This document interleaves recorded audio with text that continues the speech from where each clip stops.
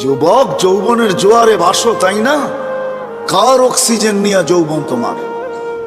1 মিনিটের জন্য যদি বন্ধ করে আল্লাহ, যে 2500-এ 1 মিনিট, মাসে না বৎসরে 1 মিনিট অক্সিজেনের লোডশেডিং চলবে, 1 মিনিট অক্সিজেন থাকবে না, অসুবিধা আছে? হ্যাঁ, কি আছে? হ্যাঁ, শেষ। একদিনও তো ভাবে নাই কেউ। বলো যে একদিন বসা ভাবছি, মালিক অক্সিজেন দিতেছ, 1 পয়সাও তুমি নাও না, হায় আমি বিনিময়ে কি দিতেছি? এইখানের তো 1 যুবকও নাই। এটা তো যুবকদের ফাউন্ডেশন। 1 যুবকও তো নাই যে 24 ঘন্টা একবার চিৎকার দিয়ে আল্লাহকে ডাকবে। আল্লাহ কয়েকটা চিৎকার দিবে মনের থেকে।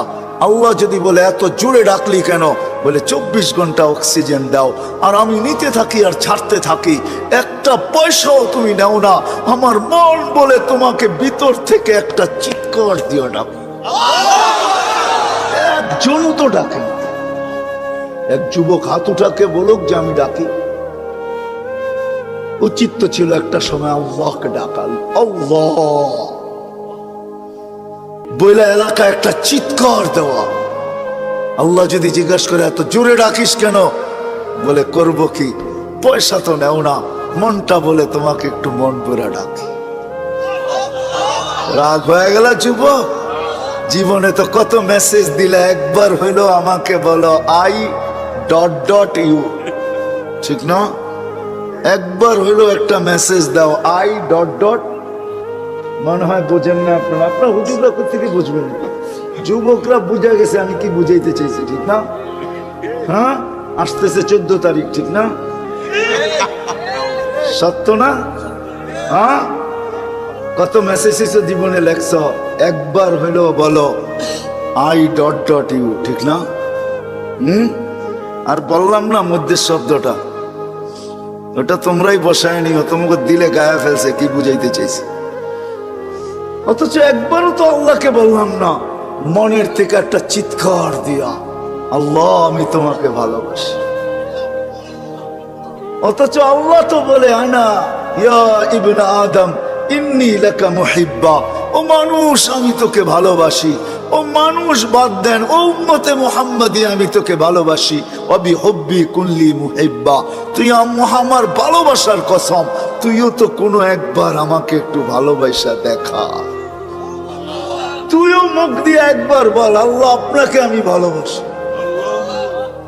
একজনও তো এখানে দাঁড়ায় একদিনও চিৎকার দিয়া বললাম না যে আল্লাহ আমি তোমাকে ভালোবাসি। আল্লাহ তো বলে আমি তোমাকে ভালোবাসি। প্রমাণ দিব আল্লাহ ভালোবাসে? প্রথম তো একটা দিছি, এই জন্যই বয়স কম দিছেন। আল্লাহ আমাদেরকে ভালোবাসে।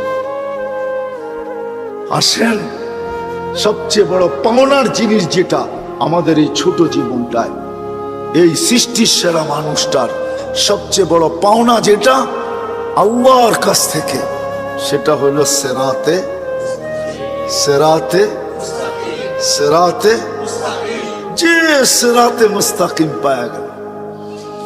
আমরাও পাই নাই, কসম খোদার। সেরাতে মুস্তাকিম যে পাবে, হায় হায়, ওর হাত তো দূরের কথা, জবান দ্বারাও কেউ কোনোদিন কষ্ট পাবে না। জবান দ্বারাও কোনোদিন কষ্ট পাবে না। জিজ্ঞাসা করেন, আল্লাহ রসুলের জবান দ্বারাও কেউ কোনোদিন কষ্ট পায় না, পাইছে? হ্যাঁ, পরিচয় দিছে আল মুসলিম মানিল মুসলিম, মুসলমান কে? সালিম আল মুসলিমুনা মিন লিসানিহি ওয়া ইয়াদিহি। আমি তো বলবো সিরাতে মুস্তাকিম যে পাবে, ও তো দিলের ভিতর দিয়েও কাউকে কষ্ট দিবে না। দিলের ভিতর দিয়া বোঝেন, বাইবাও কাউকে কষ্ট দিবে না। বাইবা কারো অনীহাও ভাববে না, অনীহা। ওই যে ওই সাহাবীর মতো 3 দিন, প্রথম দিন ঘোষণা দিতেছে আসতেছে জান্নাতি, কে দেখতে চাও চোখ উঠাও তাড়াতাড়ি। তো দেখতেছে একজন ঢুকতেছে, বলতেছে এ জান্নাতি। দ্বিতীয় দিন সেম ঘোষণা, তৃতীয় দিন সেম ঘোষণা, কিন্তু এক ব্যক্তি 3 দিন।